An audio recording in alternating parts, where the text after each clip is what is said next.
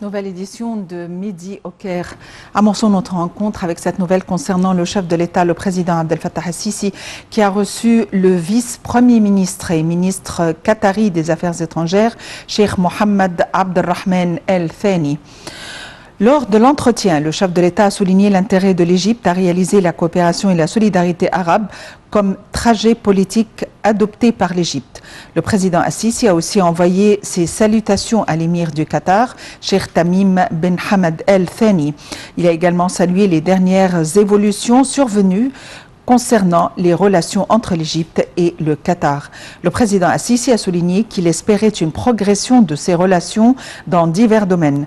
De son côté, le ministre qatari des Affaires étrangères a invité le président Al-Sisi au nom de l'émir du Qatar à visiter Doha afin de discuter de la dernière situation régionale et internationale ainsi que des moyens de développer les relations bilatérales. Lors de l'entretien, le ministre qatari des Affaires étrangères a rendu hommage au rôle stratégique et axial joué par l'Égypte sous la direction du président Abdel Fattah el-Sisi dans la protection de la sécurité nationale.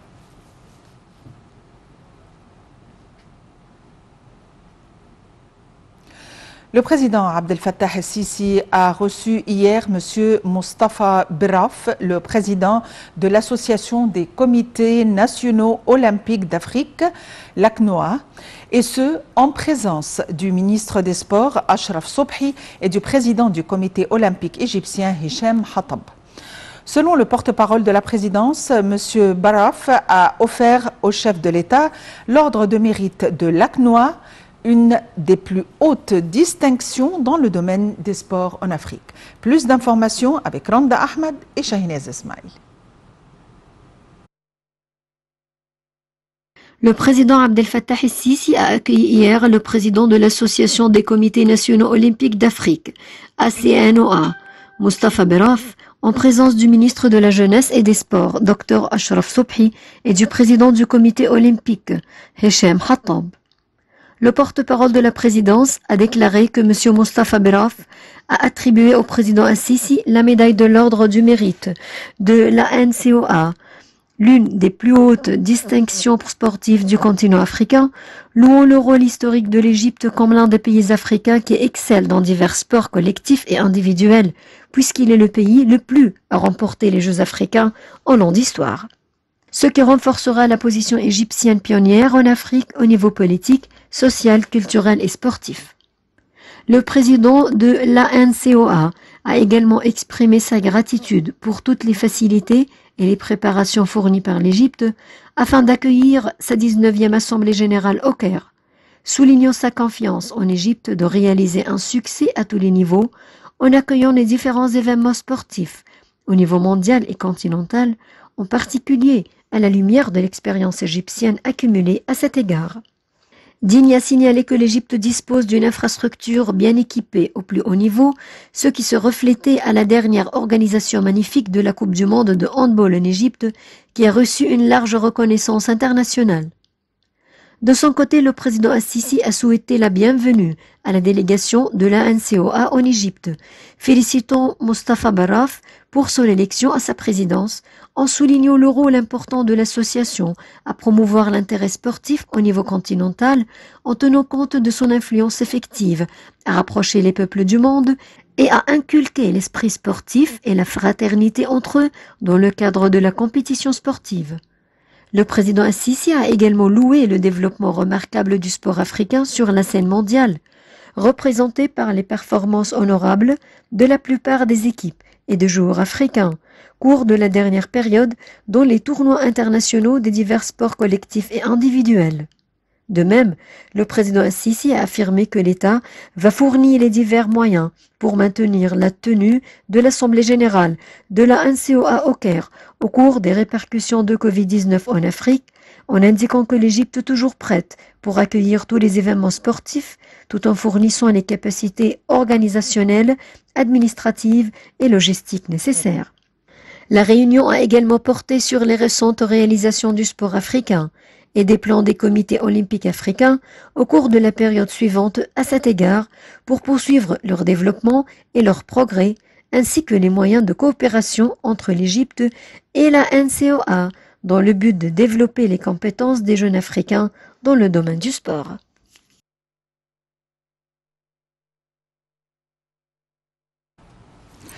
Pour nous donner plus d'éclaircissements, nous avons le plaisir d'avoir avec nous M. Tariq Hifni, critique sportif. M. Tariq Hifni, bonjour et bienvenue avec nous. Bonjour. Le chef de l'État a reçu, le chef de l'État a été honoré par M. Baraf et lui a offert ou a décerné l'ordre de mérite de l'ACNOA. Quelles sont les circonstances de l'obtention de cet ordre de mérite? Déjà, merci de m'accueillir encore une fois avec vous, c'est toujours un plaisir. Écoutez, récemment, depuis 2019, l'Égypte a organisé un très grand nombre d'événements internationaux et africains, plus que 5, 6, peut-être voire 7 tournois internationaux, donc à haute importance, et qui ont prouvé un peu au monde et à l'Afrique qu'on était prêts et toujours à la hauteur des défis sportifs. Et voilà, et donc tout ça, ça fait que je pense que M. Sisi a été justement récompensé pour son activité et pour avoir aidé le sport en général et l'Afrique en général à développer un peu plus le sport. Donc depuis 2019, on a eu la Coupe d'Afrique des seniors. La chance et l'occasion de pouvoir y participer avec la Côte d'Ivoire. Et on a vu à quel point les équipes nationales étaient satisfaites et impressionnées par les infrastructures et par le niveau d'organisation du tournoi. Après, on a eu la Coupe d'Afrique des moins de 23 ans, même histoire. On a eu le premier jeu paralympique africain en 2020. On a eu vraiment la Coupe du monde de handball en 2021 aussi, qui était difficile à organiser avec les circonstances Covid et avec beaucoup de pays qui ont dû déclarer forfait à la dernière seconde, et malgré ça, le niveau d'organisation était excellentissime. Et on a eu, encore une fois, en 2021, on organise en juin le championnat du monde de pentathlon moderne. On prend la place de la Biélorussie qui n'a pas pu organiser à cause aussi des événements qui se passent en ce moment. Donc on est en train de prouver vraiment qu'on a toutes les capacités d'organiser des tournois de haut niveau malgré toutes les circonstances. Donc encore une fois, c'est un plus pour le sport africain et c'est un plus pour l'Égypte. Et donc je comprends M. Beraf qu'il ait eu envie de donner la médaille à notre président Sisi. Encore une fois, très mérité à mon avis. Effectivement. C'est vrai que l'Égypte a déployé un grand effort pour tenir des événements sportifs, surtout à la lumière de la pandémie, et ceci lui a valu des efforts supplémentaires pour assurer la sécurité de tous les participants. Est-ce qu'il y a d'autres événements qui auront lieu prochainement en Égypte? Excusez-moi, je ne suis pas sûr. La deuxième moitié de votre question, je n'ai pas entendu.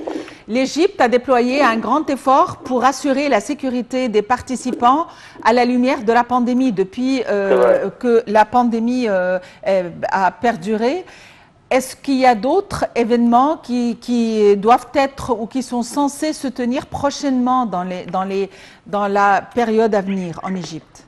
On a ce qui est sûr déjà, c'est cet été, on a, je vous disais, les tournois, le pentathlon moderne international. Donc en juin, on a le tournoi de squash et Gouna en ce moment qui se joue depuis 2010 et depuis 2018 il y a la compétition féminine. Donc on a le tournoi de squash aussi qui se joue en ce moment. Et c'est ce que j'ai en tête, maintenant. Mais oui, on est encore une fois, on est prêt, que ce soit en termes d'infrastructure ou en termes de sécurité, que ce soit sanitaire ou sécurité pour les gens directement, la sécurité en général en Égypte. Je pense qu'on est prêt en tout cas pour organiser n'importe quel tournoi. Oui, le Japon fait face à la 4e vague de la Covid-19 et ceci à une période très restreinte par rapport à la tenue des Jeux Olympiques. À votre avis, est-ce que ceci va sanctionner ou pénaliser ou se répercuter sur les Jeux Olympiques? C'est une inquiétude, c'est certainement une inquiétude. En général, on en a peur. Mais on reste optimiste et avec les vaccins en ce moment, peut-être qu'on peut réussir à faire une sorte de bulle pendant la coupe, que les athlètes seraient tous vaccinés. S'ils étaient tous vaccinés, s'ils étaient tous isolés dans un endroit, je pense qu'il y aurait quand même moyen de continuer. Je pense que c'est un investissement aussi trop grand pour que le Japon décide de ne juste pas les organiser. Donc à mon avis, ils vont essayer de trouver une sorte de manière de faire marcher les choses, encore une fois en isolant peut-être tous les athlètes et tous les organisateurs ou tous les participants en général au tournoi et essayer de le faire. C'est clair que, en tout cas, tout va rester fébrile jusqu'à la dernière seconde, c'est sûr. Je pense qu'on n'aura aucune confirmation jusqu'à peut-être peu de temps avant le début du tournoi, des Jeux Olympiques. Pardon. Monsieur Tariq Hefni, vous êtes critique sportif. Merci d'avoir été avec nous aujourd'hui. Merci à vous. Merci. Sur un autre plan, le chef de la diplomatie, Sameh Choukri, tiendra des pourparlers avec le secrétaire d'État américain Anthony Blinken au Caire concernant les relations stratégiques entre les deux pays contre la situation, notamment outre la situation au territoire palestinien. Hier, Blinken s'est engagé à reconstruire le lien avec les Palestiniens et à défendre Israël au début d'une tournée au Proche-Orient qui a débuté à Jérusalem et à Ramallah. Le déplacement de M. Blinken en Égypte, médiateur traditionnel dans le conflit israélo-palestinien, intervient quelques jours après l'entrée en vigueur d'un cessez-le-feu favorisé par le Caire entre Israël et la Palestine après 11 jours de guerre. Le chef de la diplomatie américaine espère consolider avec la participation active de l'Égypte la fragile trêve entre Israël et la Palestine après les affrontements sanglants en Israël et surtout dans la bande de Gaza.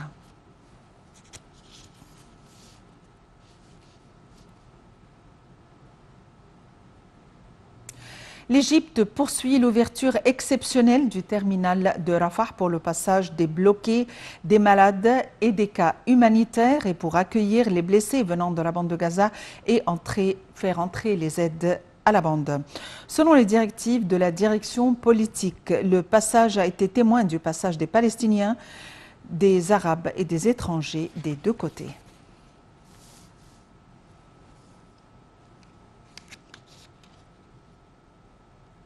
Le convoi humanitaire de la Palestine est arrivé hier à l'aube dans la bande de Gaza. Le convoi, qui est le plus grand dans l'histoire d'Al-Azhar, contient 150 tonnes des denrées alimentaires. Un groupe d'ulémas d'Al-Azhar ont participé à ce convoi. Le superviseur général chargé des convois de l'institution d'Al-Azhar a envoyé ses salutations aux forces armées et à la police pour les efforts qu'ils ont déployés afin de favoriser le soutien et la protection à l'arrivée du convoi au terminal de Rafah, un convoi qui a été dépêché par l'institution d'Al-Azhar.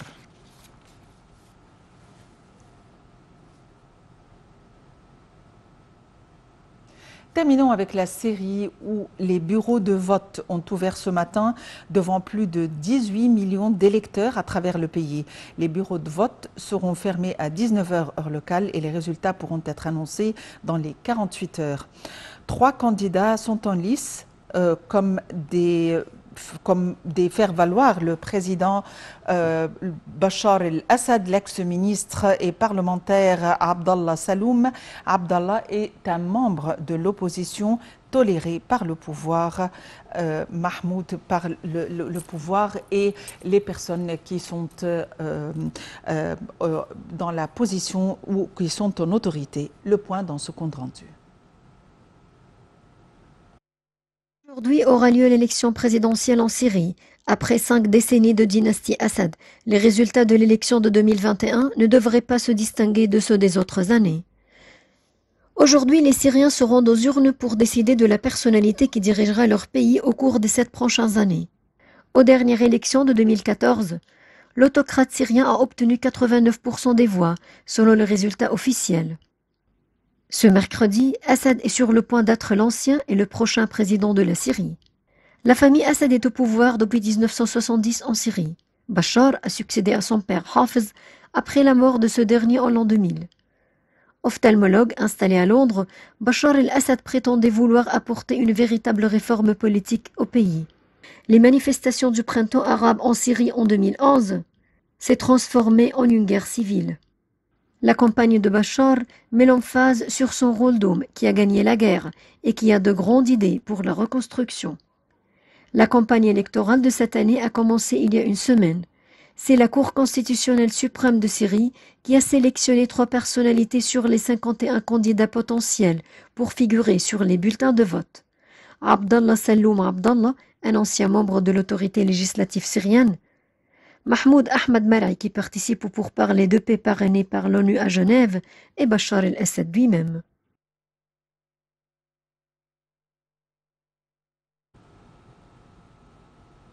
Fin de cette édition quotidienne de Midi au Caire. Merci de l'avoir suivi.